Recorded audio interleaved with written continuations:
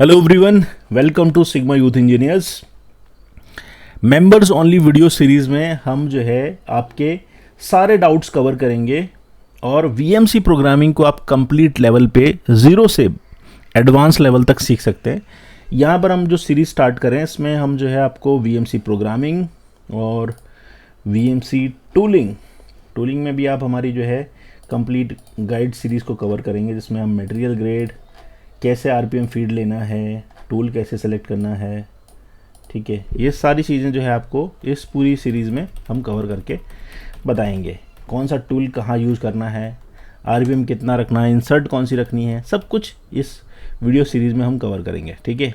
और दूसरा ये फार्मूले भी हम आपको बताएंगे कि देखो हर मटेरियल ग्रेड के हिसाब से कैसे आपको लेना है, कितना कटिंग फीड ड्रिल के लिए होना चाहिए, एंड मिल के लिए, फेस मिलिंग कटर के लिए होना चाहिए।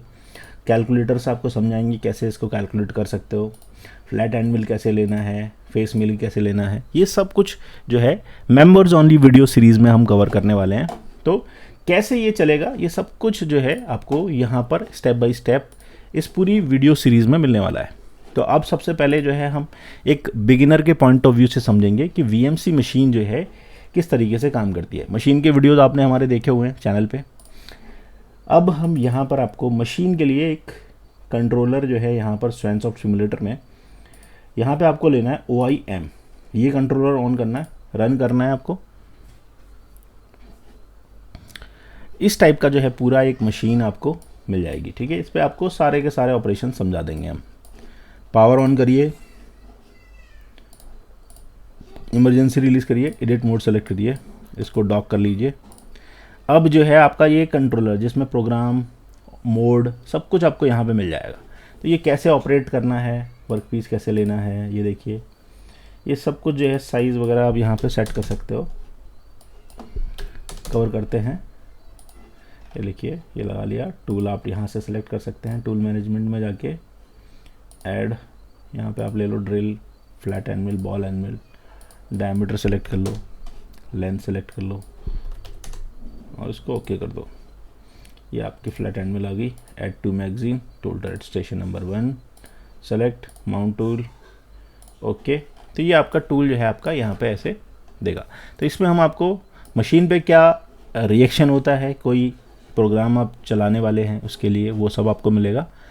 और प्रोग्रामिंग कैसे स्टार्ट करनी है उसके लिए देखो एक्सेस और उसका पूरा सिलेबस, ये देखिए आपके सामने पूरा का पूरा सिलेबस जो है 2D प्रोग्रामिंग और मास्टर कैम सब कुछ आपको यहाँ पर मिलेगा। 2D प्रोग्रामिंग से कैसे आप कर सकते हो, अगर आप एक बिगिनर हो, फर्स्ट टाइम जो है प्रोग्रामिंग सीख रहे हो, तो यहाँ से जो है हम लोग स्टार्ट करने वाले हैं, ठीक है।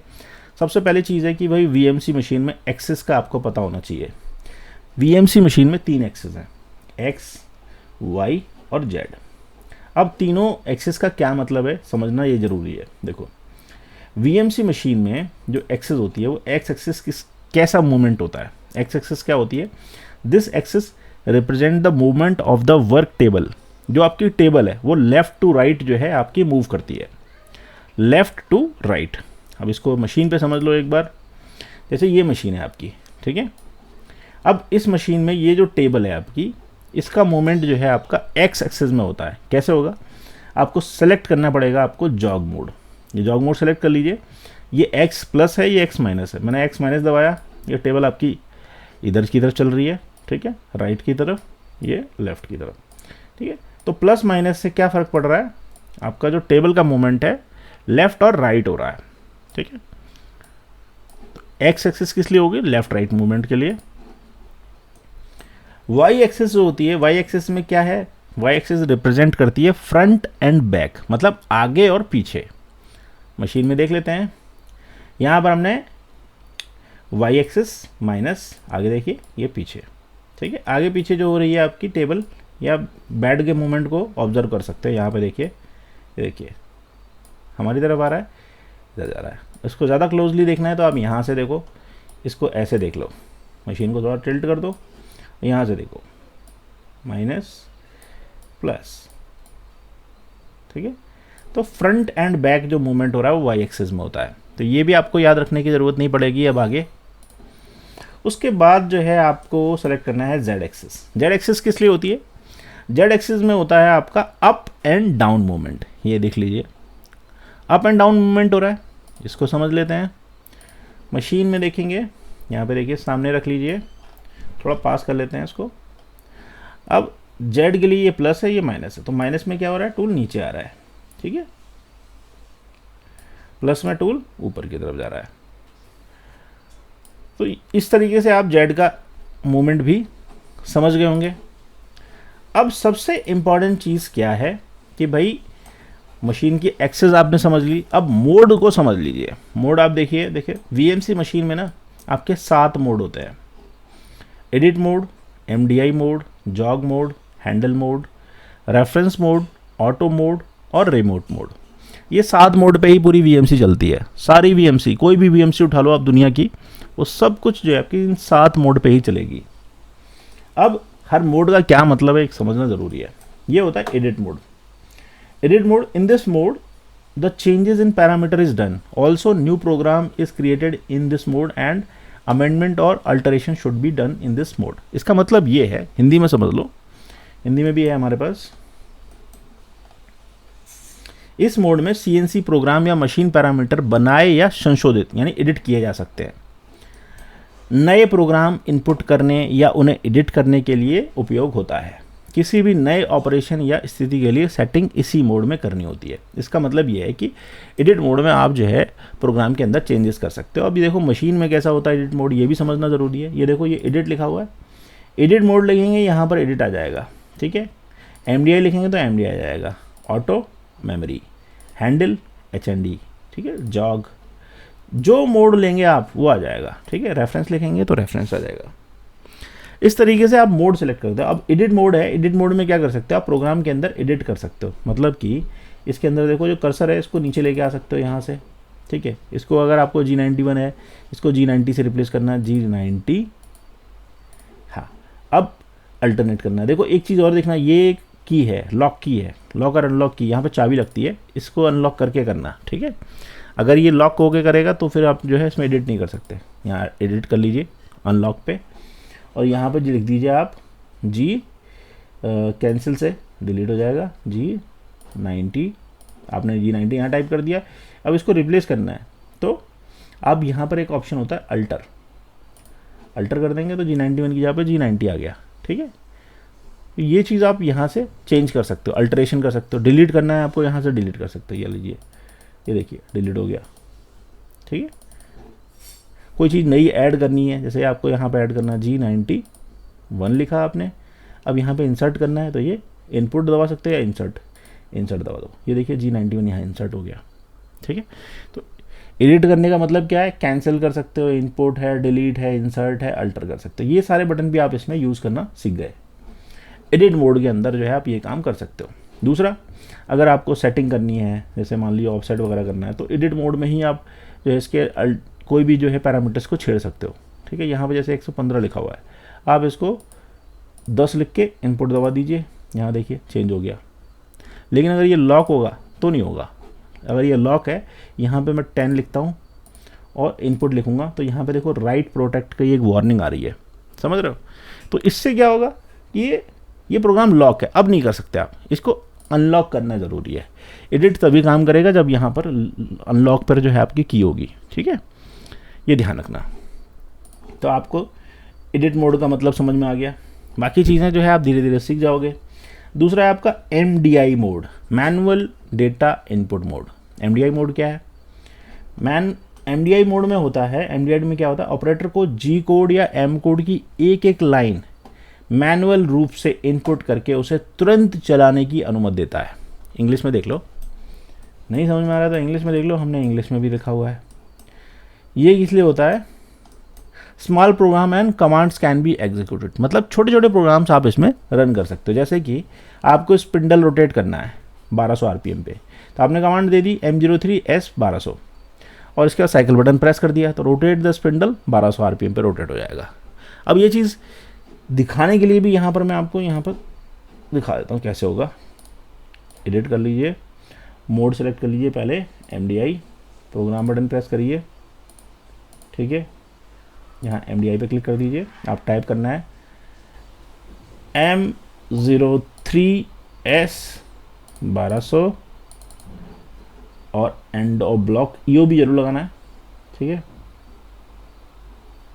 ये लगा दिया एंड ऑफ ब्लॉक और इंसर्ट, ये आ गया। अब उसके बाद साइकिल स्टार्ट बटन, ठीक है। अब ये होम सर्च मांग रहा है तो रेफरेंस एक बार कर लीजिए पहले, रेफरेंस सॉरी रैपिड पोजीशन करके एक बार रेफरेंस करना ज़रूरी है, Z Y X, ठीक है, MDI और साइकिल स्टार्ट। ये देखिए साइकिल स्टार्ट से क्या हो गया, MDI वाली जो कमांड है वो आपकी रोटेट होने लग गया, एक लाइन की कमांड थी, ठीक है। आप इसे रीसेट दबा देंगे तो ये स्टॉप हो जाएगा, ठीक है। तो ये बेसिकली क्या है, छोटी छोटी कमांड्स को चलाने के लिए होता है। अब M19 से आप स्पिंडल को लॉक कर सकते हो, M08 से कूलेंट ऑन कर सकते हो, ये सब छोटी छोटी कमांड्स हैं, वो MDI में यूज़ करनी है आपको, ठीक है। फिर आपका जॉग मोड। जॉग मोड किस लिए होता है, जॉग मोड होता है टूल का मूवमेंट या बेड का मूवमेंट आपको करना है, ठीक है, सेटिंग वगैरह करनी है तो जॉग मोड में हम करते हैं, ठीक है। स्पिंडल को रोटेट करना है, टूल चेंज करना है, तो वो सब जो है जॉग मोड में आप कर सकते हो। देखो यहाँ जैसे आना है जॉग मोड ले लिया। अब जॉग मोड लेने के लिए ये मैंने जॉग बटन सेलेक्ट किया, यहाँ पे जॉग लिख के आ गया। अब एक्स में मूव करना है, सॉरी रीसेट करेंगे, एक्स माइनस में करेंगे, देखिए ये टूल का मूवमेंट कैसा हो रहा है, ये इधर की तरफ होगा, ठीक है, Y minus Y plus Z minus Z plus. तो टूल का मूवमेंट या बेड का मूवमेंट आपको करना है जॉग मोड में, आप इसे आराम से कर सकते हैं, ठीक है। उसके बाद आपका आता है हैंडल मोड, ये है आपका हैंडल या MPG मोड। MPG आपने देखा मशीन में आपके सामने एक हैंडल मिल जाता है, मैं यहाँ पर दिखा देता हूँ। सिमुलेटर में भी आपके MPG होता है, ये देखिए ये ऐसा एक हैंडल मिलेगा अलग से, ठीक है। इसमें वायर्ड रहता है, आजकल वायरलेस भी आ रहा है, ठीक है। तो इसमें क्या होता है कि आप इससे भी आप जो है ये मशीन का मूवमेंट कंट्रोल कर सकते हो। कैसे करोगे, बस इसको आपको सेलेक्ट करना पड़ेगा, यहाँ पे हैंडल आपने यहाँ सेलेक्ट कर लिया। अब ये आपके कंट्रोल में इससे चलेगा, इसमें आप एक्सेस सेलेक्ट कर लो। अब ऐसा आपने एक्सेस सेलेक्ट कर ली, ये आपकी स्पीड है 1 की 10 की या 100, मतलब 1 माइक्रोन 10 माइक्रोन या 100 माइक्रोन। अब 100 माइक्रोन सेलेक्ट कर लो यहाँ पे, क्योंकि दिखेगा 100 माइक्रोन में ही, 1 माइक्रोन तो यहाँ पे समझ में भी नहीं आएगा। यहाँ पोजीशन देख लो। अब यहाँ से आप देखना, जैसे मैंने एक्स एक्सेस सेलेक्ट किया तो जो मूवमेंट होगा वो एक्स में ही होगा, ठीक है। अभी जैसे ये देखिए, अब जैसे मैं माइनस में दबा रहा हूँ, देखिए मूवमेंट हो रहा है, तो आप देख सकते हो स्क्रीन पे भी कि एक्स में ही आपका मूवमेंट हो रहा है। टेबल भी आपका देखिए मूव कर रहा है, ठीक है, ये देखिए। अब वाई एक्सेस मैंने सेलेक्ट कर ली यहाँ से, ये देखिए वाई एक्सेस सेलेक्ट कर ली। अब मैं जा रहा हूँ, देखिए जा रहा है, वाई में मूवमेंट होने लग गया। अब स्क्रीन पे देखो, स्क्रीन पे भी आपको समझ में आएगा, ये देखो मूवमेंट हो रहा है आपका पूरा, प्लस की तरफ घुमाऊंगा पीछे की तरफ आएगा, आगे पीछे, ठीक है। ऐसे ही आप जो है जेड एक्सेस सेलेक्ट करेंगे और आप माइनस में देखेंगे, माइनस में नीचे ऊपर।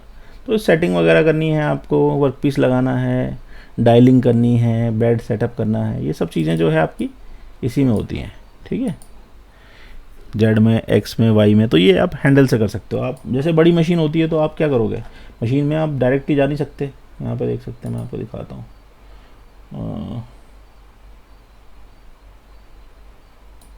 व्यू में जाएंगे, सॉरी शो मशीन, ठीक है, डिस्प्ले शो मशीन। देखो अब इतना बड़ा, जैसे ये तो छोटी मशीन है, बड़ी मशीन होगी तो वहाँ पे सेटिंग करने जाओगे तो ये स्पिंडल कहीं दूर होगा 5 मीटर 6 मीटर की। तो अब सिर्फ आपका ये MPG जाएगा आपके साथ में, तो इससे ही आप सेटिंग करेंगे, ठीक है।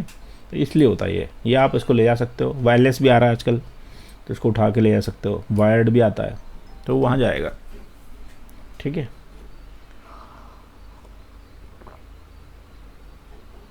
अब जो है हैंडल मोड भी आपका हो गया। एक बिगिनर के लिए ये सब चीज़ें समझना थोड़ा सा मुश्किल हो जाता है, इसलिए जो है मशीन पे समझाना इतना पॉसिबल नहीं होता है, ठीक है। अब एक आता है आपका रेफरेंस मोड। रेफरेंस मोड किस लिए होता है कि भाई अगर जब आप मशीन स्टार्ट कर रहे हो तो उसको रेफरेंस करना ज़रूरी है अपनी होम पोजीशन पर। In this mode the tool and table send to home position with axis selection. अभी जब हमने क्या किया था, अभी हमने MDI चलाया था, तो उसमें क्या बोल रहा था, होम सर्च करिए। होम सर्च का मतलब रेफरेंस करिए, तो रेफरेंस करना ज़रूरी है। तो हर ऑपरेशन से करने से पहले, सेटिंग लगाने के बाद जो है आपको ये रेफरेंस मोड यूज़ करना पड़ेगा, ठीक है। अब रेफरेंस मोड कैसे यूज़ करते हैं, जैसे देखो अभी मैंने जैसे यहाँ पे, अब ये जैसे मैं कवर इसका हटा देता हूँ, व्यू डिस्प्ले शो मशीन, ठीक है। अब ये हट गया। अब ये देखो, अभी मैंने जो है एक्सेस जॉग मोड में हैंडल में ली हुई थी, जॉग में लेके मैंने एक्सेस को थोड़ा सा डिस्टर्ब कर दिया, ठीक है, पास में ले आया, वर्क पीस के वाई माइनस में ले गया, ठीक है, और जेड माइनस में ले आया, ठीक है। इसको जूम इन करके देखो, ये अभी यहाँ पर है, ठीक है। ये अभी होम पोजीशन बनी है आपकी, इसके कोऑर्डिनेट देखो यहाँ पर, यहाँ देखो सब अलग अलग आ रहे हैं, एक्स की वैल्यू कुछ आ रही है, वाई की कुछ आ रही है, जेड की कुछ आ रही है।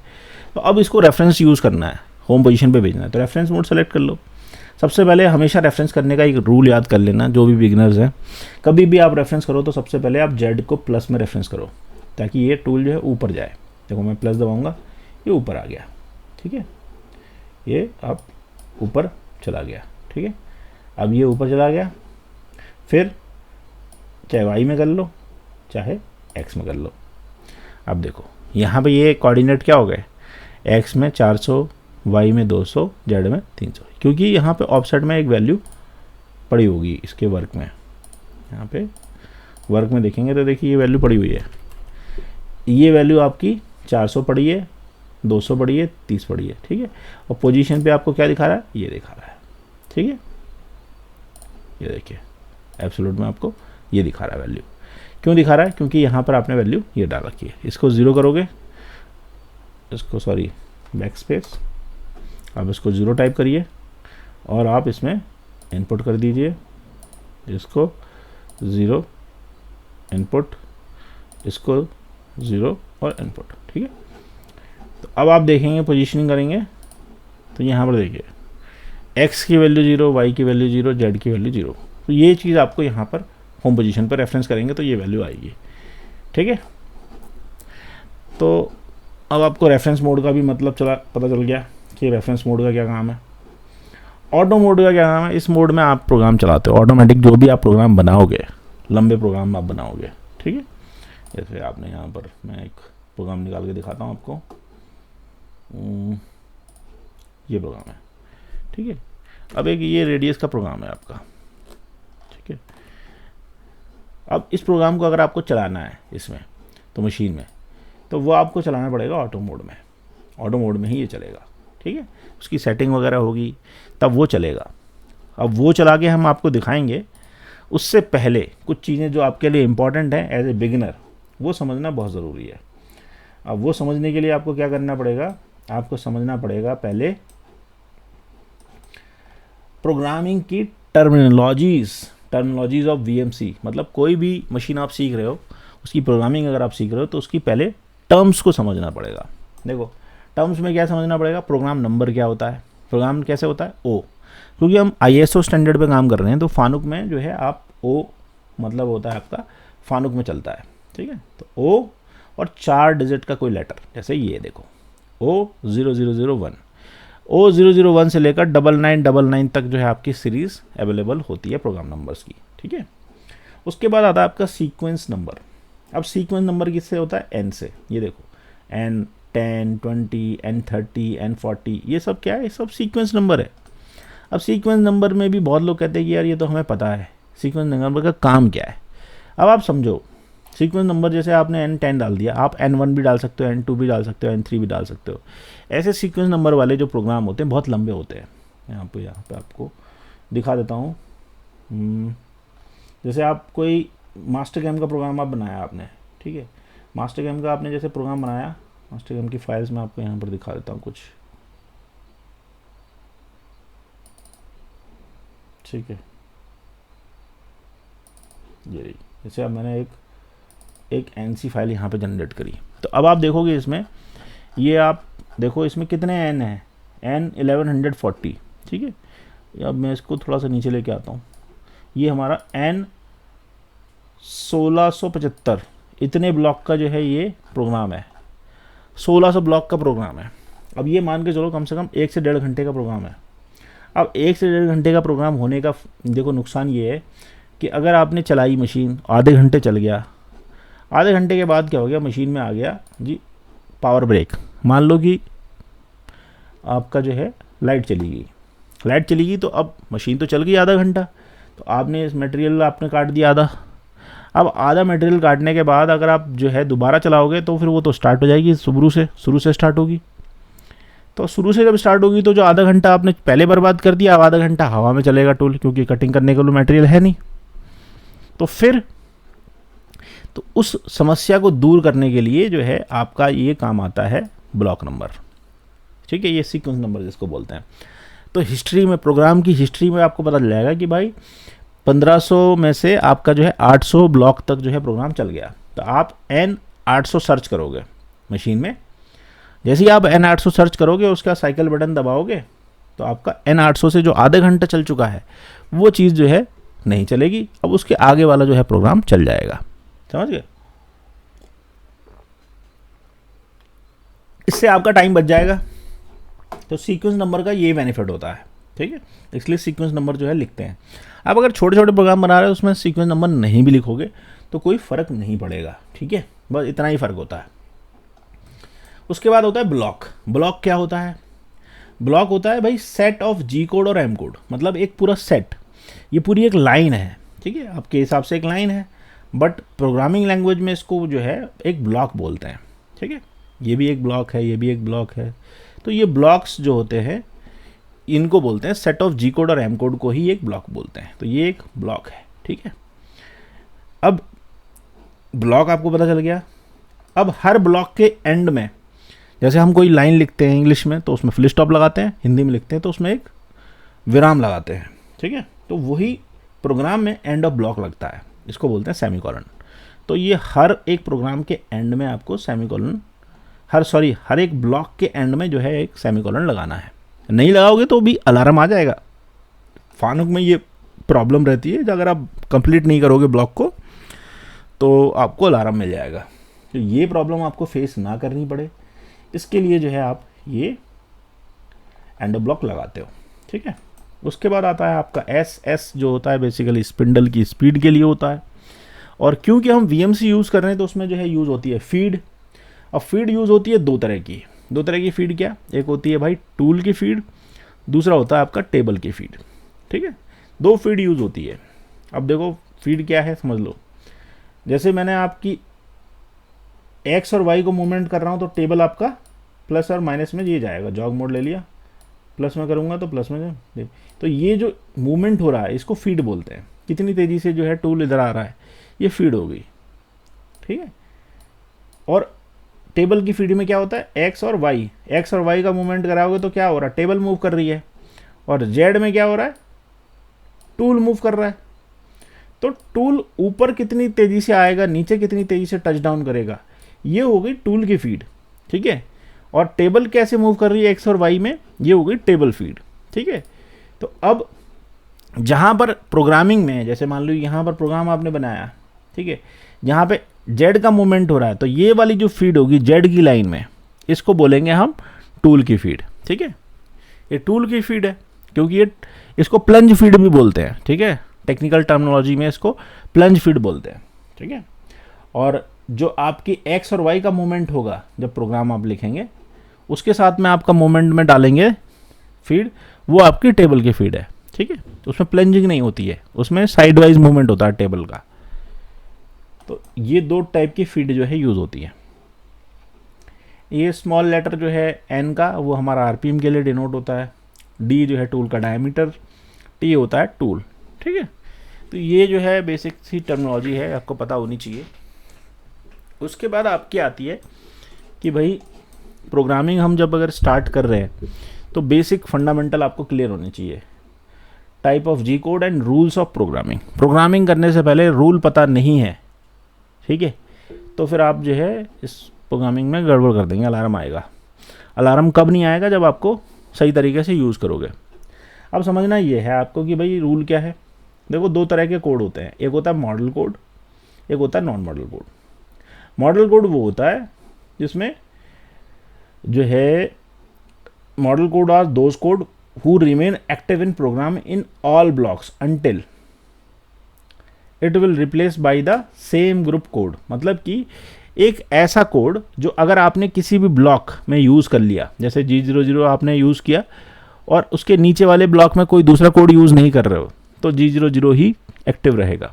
ये एक्टिव रहता है हर ब्लॉक में जब तक कि इसी की फैमिली का कोई दूसरा कोड आप तो या तो रिप्लेस ना कर दो या उसको कैंसिल आउट ना कर दो। ठीक है, तो वो होता है मॉडल कोड। और दूसरा होता है आपका नॉन मॉडल कोड। ये होता है वन शॉट जी कोड, मतलब कि ये एक ही ब्लॉक में एक्टिव रहेगा जिसमें ये लिखा रहेगा। समझ गए, आपने जिस ब्लॉक में लिख दिया उसी ब्लॉक में ये एक्टिव रहेगा, ऑटोमेटिकली कैंसिल हो जाता है।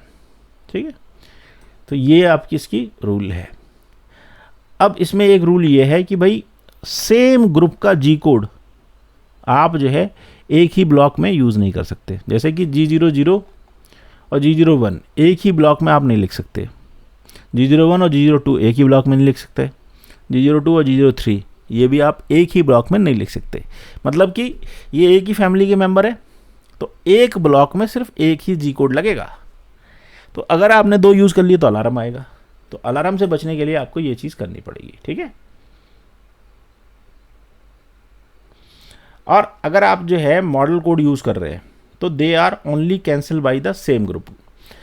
ये एक चीज़ और समझना है, जैसे अगर आपने G00 एक ब्लॉक में यूज़ कर लिया, अगले ब्लॉक में आपने G01 यूज़ कर लिया, तो जैसे ही आप G01 यूज़ करेंगे तो G00 की जो पावर है वो अगले ब्लॉक में जहाँ पे G01 लिखा होगा उसमें नहीं चलेगी, तो उसमें सिर्फ G01 की पावर चलेगी। ठीक है, तो ये चीज़ है समझने वाली, ये रूल्स के प्रोग्रामिंग के रूल्स हैं। ठीक है, अब मैं आपको जी कोड एम कोड की लिस्ट दिखा देता हूँ।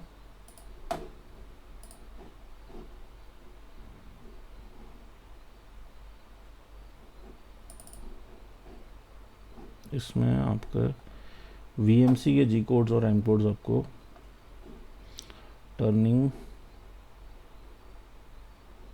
जी कोड एम कोड मिलेंगे। ये जो है आप डाउनलोड भी कर सकते हैं और हमारे व्हाट्सएप ग्रुप चैनल पे ज्वाइन करके भी आपको मिल जाएगा। ठीक है, ये पूरी लिस्ट जो है फ्री ऑफ कॉस्ट है, तो ये आप ले लीजिएगा जितने भी मेंबर्स हैं। और इसमें देखो एक चीज़ है, ये कोड हैं, अब जो ज़रूरत के कोड हैं उनका यूज़ करना आपको समझ में आएगा, और जैसे जैसे कोड आए जाएंगे आपके वो सब बताते जाऊंगा आपको। सबसे पहली चीज़ है G00, ये है आपका रैपिड पोजीशनिंग या रैपिड ट्रैवल। इसका यूज़ कैसे होता है देखो, मैं एक्चुअली इसमें दिखाता हूँ, ग्राफिकल रिप्रेजेंटेशन किया हुआ है हमने। G00 मतलब रैपिड ट्रैवल। रैपिड ट्रैवल मतलब ये है कि आपका जो टूल है वो हवा में मूवमेंट करेगा, इसमें आप कटिंग नहीं कर सकते। एक चीज़ ये देखो, ये लिखा हुआ है note, G00 code is only use to move tool in air with maximum feed. मतलब कि ये क्या है, मैक्सिमम फीड से आपका जो टूल है, ये टूल जो है आपका मैक्सिमम फीड से होम पोजीशन से आपके वर्कपीस के पास आ जाएगा। ठीक है, जहाँ पे आप बताओगे कोऑर्डिनेट पे, बट डायरेक्टली आप जो है इस पर टच डाउन नहीं कर सकते या इससे कटिंग नहीं कर सकते। G00 कोड जो है वो रैपिड ट्रैवल के लिए होता है, जो फीड है जिससे साइकिल टाइम बच जाता है। धीरे धीरे आएगा, मान लो ये चीज़, तो आपका टाइम ख़राब होगा। हवा में जो है ट्रैवल करना है, फास्ट करेगा। ठीक है, तो G00। अब इसका फॉर्मेट क्या होता है, इसका फॉर्मेट ऐसा है G00 X और Y। अब जो भी कोऑर्डिनेट आप दोगे X और Y के रूप में, वहाँ पर जो है आपका टूल आ जाएगा। ठीक है, पर इसका जो मूवमेंट है वो थोड़ा सोच समझ के देना होता है। ये नहीं है कि आप वर्कपीस के ऊपर दे दो, इससे थोड़ा सा ऊपर रखना जब भी पोजीशनिंग करनी है। दिखाएंगे हम कैसे करते हैं इसकी पोजीशनिंग आपको प्रोग्रामिंग करा के। ठीक है, एक चीज़ याद रखना, G00 code is never use for cutting material. Material cutting करने के लिए कभी यूज़ नहीं करना है इसको। ओके, उसके बाद आपका आता है G01। ये आपका होता है लीनियर इंटरपोलेशन, मतलब कि एक स्ट्रेट लाइन कटिंग करनी है आपको। ठीक है, जैसे ये आपका कटर है।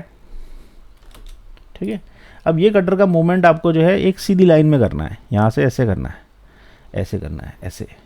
ठीक है, तो ये सीधी लाइन में कटिंग कब करोगे, जब आपको इसकी जो जी कोड यूज़ करना है वो G01 यूज़ करना है। ठीक है, G01 के साथ में X Y Z की वैल्यू डाल दो, तो आप जो है इसका मूवमेंट करा सकते हो।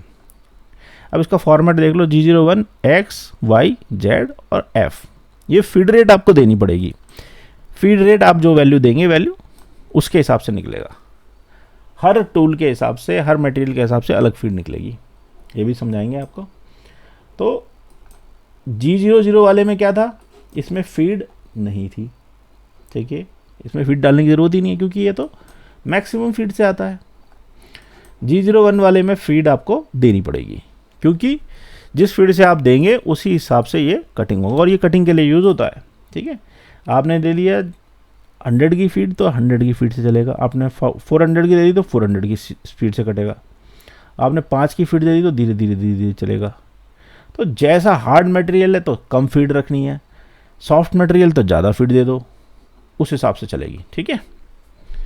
और इससे देखो G01 code is use for linear cutting और straight line path, it is also valid in diagonal movement of the tool path. मतलब कि इसका क्या मतलब है डायगनल का, डायगनल का मतलब ये है कि जैसे आप यहाँ से ऐसे ले जा रहे हो स्ट्रेट, है तो सीधा ना ये वाला भी, डायगनल मतलब ये तिरछा है बट है तो स्ट्रेट लाइन ना, तो उसमें भी आपको जो है G01 कोड ही यूज़ करना है डायगनल के केस में भी, ठीक है, ये है इसका मतलब।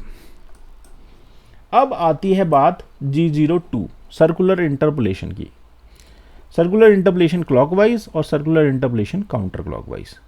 देखो सर्कुलर इंटरपोलेशन क्लॉकवाइज मतलब घड़ी की सुई की दिशा में G02 ऐसे चलेगा और G03 ऐसे चलेगा अपोजिट डायरेक्शन में। अगर आप इस डायरेक्शन में चला रहे हो तो G02 लगाना है, और इधर से जा रहे हो तो G03 लगाना है। कैसे चलेगा मतलब देखो, ये आपका टूल है, यहाँ से आपने जो है टूल का मूवमेंट कराया, यहाँ से ऐसे गया, ये क्या हो गया एंटी क्लॉकवाइज, भाई घड़ी तो ऐसी चलती है, तो ये क्लॉक एंटी क्लॉकवाइज हो गया, तो यहाँ पे G03 लगेगा, ठीक है। यहाँ से ऐसे गए सीधा, इधर गए, अब यहाँ से ऐसे जा रहे हैं, तो ये क्या है ऐसा मूवमेंट हो रहा है, ये क्लॉकवाइज मूवमेंट है। क्लॉकवाइज मूवमेंट में यहाँ पे G02 लगाना है, तो G03 कहाँ लगाना है, G02 कहाँ लगाना है, वो चीज़ आपको देखनी पड़ेगी। अब उसके लिए आपको फॉर्मेट पता होना चाहिए, हालांकि हम अभी अब एक्सरसाइज वगैरह कराएंगे आपको, एक दो समझ में आ जाएगा ऑटोमेटिकली। अब देखो G02 सर्कुलर इंटरपोलेशन, G02 में क्या है X Y Z R, R क्या है रेडियस, जो भी रेडियस है वो डालनी पड़ेगी आपको इसमें, और एफ फीड रेट, मतलब जैसे ये रेडियस है आपकी R30 तो आपको R30 यहाँ पर डालनी पड़ेगी वैल्यू, एक्स की वैल्यू, वाई की वैल्यू, जेड की वैल्यू और आर की वैल्यू ऐड हो गई, ठीक है। तो रेडियस वाले में आर डालना पड़ेगा, दोनों में है। क्लियर हो गया ये, ठीक है। उसके बाद आता है आपका G04। G04 होता है basically dual stop. Dual stop use करते हैं हम लोग ड्रिलिंग वगैरह में। ड्रिलिंग में क्या होता है, देखो ये टूल आपका घूम रहा है, ठीक है। अब ये टूल जो है घूमते घूमते ड्रिलिंग करना चालू करेगा, यहाँ ड्रिल जाएगा बॉटम पे, ये घूमता रहेगा बॉटम पे, लेकिन कुछ सेकंड के लिए आप यहाँ रोक दोगे टूल की, मतलब जैसे ये आ रहा है और चला जाएगा। ड्रिलिंग कैसे होती है, यहाँ तक गया फिर उसके बाद यहीं से ऊपर उठ गया, तुरंत चला जाएगा। तो इससे क्या होता है, ये बॉटम पे ना थोड़ा सा मटेरियल छूट जाता है। तो अगर आप ये यहाँ पे आए और कुछ सेकंड के लिए रोक दो, 5 सेकंड के लिए, तो यहाँ यहीं घूमता रहेगा टूल, तो क्या होगा नीचे जो बॉटम पे है वो क्लीन हो जाएगा, ठीक है। क्लीन हो जाएगा तो वो चीज़ आपको कैसे मिलेगी, आप डुअल स्टॉप लगा दोगे, ठीक है। डुअल स्टॉप का फॉर्मेट क्या है, G04 P 4000 डाल दिया तो मतलब क्या है 4 सेकंड के लिए होल्ड रहेगा बॉटम पे। या फिर डायरेक्टली एक दूसरा फॉर्मेट भी आता है, कुछ मशीन में देखो जो ये वाला फॉर्मेट यूज़ होता है, और कुछ मशीन में G04 U4 लगता है, ठीक है। तो अगर ये काम नहीं कर रहा है P4000 तो आप ये यूज़ कर सकते हो, ठीक है। 1 सेकंड का मतलब होता है 1000 मिली सेकंड, ये मिली सेकंड में वैल्यू डालते हैं, P के साथ में मिली सेकंड में वैल्यू डलती है और U के साथ में सेकंड में वैल्यू डलती है, तो आप ये डाल सकते हो, ठीक है। तो अगर आप पुराने मॉडल यूज़ कर रहे हो तो उसमें ये चल जाता है U4, और अगर नए मॉडल यूज़ कर रहे हो तो उसमें ये चल जाता है P1000, ठीक है। तो देख लेना उस हिसाब से आपके पास कौन सी मॉडल की मशीन है, नहीं तो फिर आप मेरे को मैसेज करो सर ये तो चल नहीं रहा, चलेगा, दोनों चलते हैं, ठीक है। और अब जो लेटेस्ट आ रही है उनमें सब में ये चल रहा है, ठीक है। अब देखो नेक्स्ट चीज़ आती है कि भाई टाइप ऑफ ऑफसेट। ऑफसेट की बारी आती है, वर्क ऑफसेट होता है, एक होता है टूल ऑफसेट, एक होता है ज्योमेट्री ऑफसेट, ठीक है। वर्क ऑफसेट क्या होता है, वर्क ऑफसेट मतलब होता है कि भाई वर्क पीस की लोकेशन, भाई वर्क पीस की लोकेशन आप कैसे देते हो, मशीन को तो बतानी पड़ेगी ना कि भाई वर्क कहाँ पे सेटअप किया आपने। तो कॉर्नर ऑफसेट लेते हो, सेंटर ऑफसेट लेते हो या होल सेंटर ऑफसेट लेते हो, 3 तरह का ऑफसेट है। तीनों का वीडियो मैंने बना के डाल रखा है, मशीन पे कैसे लेते हैं। मशीन पे कैसे लेना है वो अलग चीज़ है, सिमुलेटर में सिंपल तरीके से होता है। सिमुलेटर में बहुत आसान है, देखो कैसे लेना है। जैसे ये है, अब इसमें ऑफसेट लेना है मुझे, तो यहाँ पर एक ऑप्शन होता है रैपिड पोजिशनिंग, मुझे सेंटर ऑफसेट लेना है, सेंटर पे दबाया, ओके कर दिया, तो अब टूल कहाँ आ गया, सेंटर पे आ गया, ठीक है। लेकिन मशीन में क्या करोगे, मशीन में ऐसे थोड़ी ना आएगा। मशीन में क्या करोगे, टूल को पहले आप यहाँ टच करोगे टूल को, फिर उसके बाद यहाँ पे आके उसको रिलेटिव में 0 करोगे, फिर यहाँ से उठा के इधर ले जाओगे टूल को, फिर इन दोनों की वैल्यू को निकालोगे कि इसका हाफ कहाँ पे आए, तब हाफ पे टूल लेके आओगे, फिर यहाँ पे आएगा टूल, तब यहाँ पे बटन दबाओगे आप ऑफसेट का, ठीक है, और हमारा डायरेक्ट आ जा रहा है यहाँ पे सेंटर पे। तो वो वीडियो भी आप देख लेना। और यहाँ पे आपको क्या टाइप करना है, x 0.0 मेजर टाइप कर लिया ऐसे ही, फिर y पे ले जाओ कर्सर को, y 0.0 मेजर, ठीक है। ये हो गया आपका वर्क पीस की लोकेशन, x की लोकेशन और y की लोकेशन आपको पता चलेगी कि यहाँ पे इसका ये जो वैल्यू आई है -400 -200 y में, ये क्या है, ये है होम पोजीशन से टूल जो है अपनी, जैसे ये होम पोजीशन थी इसकी, ठीक है, यहाँ पे टूल खड़ा होता है, यहाँ से ये x में तो -400 पे दूरी पे खड़ा है और y में -200 पे। अब इस लोकेशन पर मशीन को ये पता चल गया कि भाई ये वर्कपीस का सेंटर यानी रेफरेंस पॉइंट हमने क्रिएट कर दिया। तो अब मशीन को ये डेटा मिल जाएगा कहाँ से, G54 में, 54 में ये मिल जाएगा कि भाई जो वर्कपीस लगा है उसका जो रेफरेंस पॉइंट है वो -400 और -200 पे है, x में -400 और y में -200 पर जो है ये सेट है। यहाँ पर हमने ओरिजिन 0 सेट कर लिया, ठीक है। तो ये हो गया हमारा वर्क ऑफसेट, ठीक है। वर्क ऑफसेट कौन सा वाला, सेंटर ऑफसेट वाला। वर्क ऑफसेट में 3 तरीके हैं, ठीक है, एक कॉर्नर ऑफसेट है, एक सेंटर ऑफसेट है। तो सेंटर ऑफसेट वाला है ये। अब अगर मुझे कॉर्नर ऑफसेट वाला सेट करना है तो कॉर्नर वाला क्या कर सकता हूँ मैं, कॉर्नर वाला यहाँ से रैपिड पोजीशन, और मैंने यहाँ पे कॉर्नर वाला सेलेक्ट कर लिया, ओके कर दिया, तो अब यहाँ आ गया। इसमें तो हमारा ऑटोमेटिकली आता है। अब मैं यहाँ पे टाइप करूँगा क्या, देखो x पे ले गया कर्सर को, x 0.0 मेजर कर लो तो -500 हो गया, y 0.0 मेजर कर लो -300 हो गया, मतलब x में -500 पे पहुँच गया अब, और y में -300 पे है। ये कोऑर्डिनेट उसने नोट कर लिया। तो ये हो गया हमारा कॉर्नर ऑफसेट, ठीक है। अब होल होता कोई तो उस पर डायलिंग वगैरह करके निकालना पड़ता, तो मैंने डायलिंग का भी वीडियो आपका मशीन वाला डाल के रखा हुआ है, तो वो वीडियो देख लेना। मेंबर्स ओनली के लिए भी मैंने स्पेशली ये वीडियोस डाल के रखे ताकि आप आराम से देखो, समझ गए। अब समझ लो टूल ऑफसेट। अब ये टूल ऑफसेट क्या है, टूल मतलब किस में होता है, एक्सिस में लगता है, जेड एक्सिस में। तो आपको जेड एक्सिस की वैल्यू को सेट करना पड़ेगा, ठीक है। अब जेड एक्सिस में क्या होता है, टूल में 2 चीज़ें होती हैं, एक तो लेंथ पता होनी चाहिए टूल की और टूल का डायमीटर। दोनों चीज़ें जो है वैल्यू में डालोगे तभी आपका जो है ऑफसेट सही से होगा। अगर ये नहीं डाला सही से तो प्रोग्रामिंग करने का कोई फ़ायदा नहीं। अब देखो कैसे होता है, मशीन में देखो, जैसे ये रखा, अब टूल हमारा यहाँ पे सेट कर रखा है, टच पॉइंट यहाँ पे है, और जेड पे ले जाओ, जेड पे आप इसको ले जाओ कर्सर को, और जेड 0.0 डाल दो। ये वैल्यू आ गई जेड में -155। अब ये जो वैल्यू आई है जेड की, इसको वैल्यू को जेड में नहीं रखना, क्योंकि टूल देखो कई सारे लगेंगे, हर एक टूल की अलग अलग लेंथ आएगी। तो अब मैंने जैसे टूल नंबर 1 है, टूल नंबर 1 की जो है ज्योमेट्री खोल ली ऑफसेट में, ये ज्योमेट्री H01 के कॉलम में मुझे यही वैल्यू डालनी पड़ेगी जो वर्क में आई है जेड में -155। इसको मुझे यहाँ सेव करना पड़ेगा -155, और इसको इनपुट कर दूंगा, ठीक है। तो ये वैल्यू होगी H की। अब इसका टूल का डायमीटर 10 का है, तो वो वैल्यू आपको ज्योमेट्री D में डालनी है, ठीक है। तो यहाँ पे आप डाल दो भाई 10, यहाँ पे डाला हुआ है ऑलरेडी, और नहीं डालना है, मान लो 15 है, मान के चलो, तो 15 डाला और इनपुट कर दो, ये आ गया। अब एक चीज़ और ध्यान रखना, जो वर्क में जो आपने -155 रखी है, इसको 0 कर देना। अगर ये 0 नहीं करी, ठीक है, इसको 0 नहीं किया, तो क्या होगा, आपकी एक्सीडेंट हो जाएगा, क्योंकि ये वाला -155 और वो वाला -155 वर्क वाला, ये दोनों जुड़ जाएंगे, फिर एक्सीडेंट हो जाएगा, आपका टूल टूटेगा सीधा। तो हमेशा याद रखना H में वैल्यू रखनी है, और प्रोग्राम में जब भी डालोगे तो वहाँ पर H डालना है। अभी बताऊँगा प्रोग्राम कैसे बनाते हैं। ये क्लियर हो गया ना, हाइट ऑफसेट क्लियर हो गया आपका।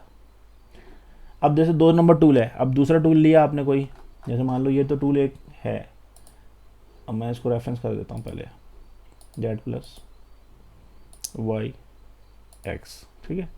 ये तो एक टूल था, टूल मैनेजमेंट में गया। अब मैंने जैसे ले लिया, मान लो सेंटर ड्रिल ले ली, add to magazine, tool trade station number 2, ये कर दिया और ये माउंट कर दी। अब देखो ये तो टूल आपका छोटा सा है, इसकी तो हाइट कम है, तो इसकी वैल्यू अलग आएगी। अब मैं इसको रेफरेंस करता हूँ, रैपिड पोजीशन, सेंटर ऑफसेट लिया,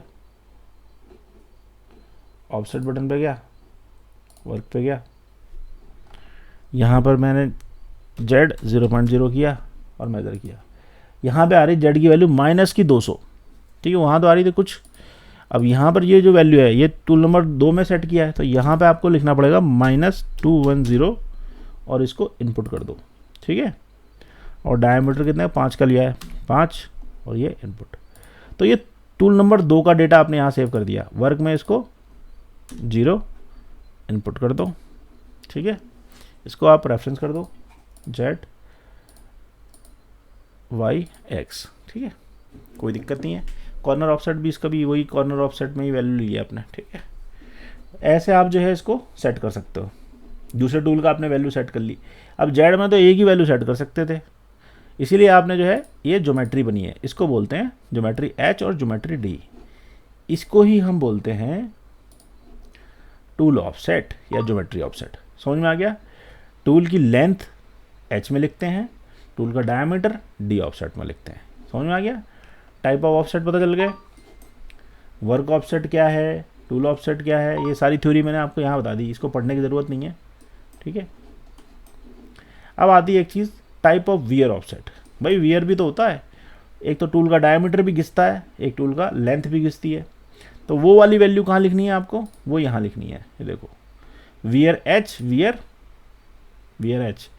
अब मान लो जैसे आपने काम किया 100 पीस निकाल दिए, 100 पीस के बाद टूल की हाइट थोड़ी सी घिस गई, मान लो कि आप 100 माइक्रोन घिस गई, तो वैल्यू आप क्या लिखोगे 0.1 इनपुट आपने डाल दी, 100 माइक्रोन घिस गई, यहाँ पे डाल दो। डाया में क्या 10 माइक्रोन या 20 माइक्रोन लिख दो, 0.02 और इनपुट कर दो। ये लो 20 माइक्रोन घिस गई, ठीक है। डायमीटर पतला हो गया, लेंथ भी इसकी 100 माइक्रोन कम हो गई, तो यहाँ डाल दोगे तो वो ऑटोमेटिकली एडजस्ट कर लेगा टूल। तो प्रोग्राम आपका जो है आपको चेंज करने की ज़रूरत नहीं है, मशीन अपने आप एडजस्ट कर लेगी कि इतना टूल घिस गया। तो वियर होने के बाद करना है वो, ठीक है। जब आप डायमेंशन चेक करते हो, कोई प्रोडक्ट बनाते हो, तो डायमेंशंस वेरिएशन आएगा कि भाई वो मटेरियल नहीं कट हुआ, टूल घिस गया, तो उतना मटेरियल छोड़ देगा। मटेरियल छोड़ देगा तो फिर आपको वैल्यू ऐड करनी होती है, ठीक है। तो ये कैलकुलेशन के बाद डालते हैं। तो ये तो हो गया आपका VMC का ऑफसेट। समझ में आया। ये वीडियो आपका आज के लिए इतना काफ़ी है। अब नेक्स्ट वीडियो मैं बनाऊंगा आपका, उसमें आपको बताऊंगा कोऑर्डिनेट सिस्टम क्या क्या काम कैसे करते हैं, ठीक है, प्रोग्रामिंग की टेक्निक्स। तो अब के लिए अभी चलो इतना ही कराते हैं, नेक्स्ट वीडियो में आपको बताऊंगा। Thank you.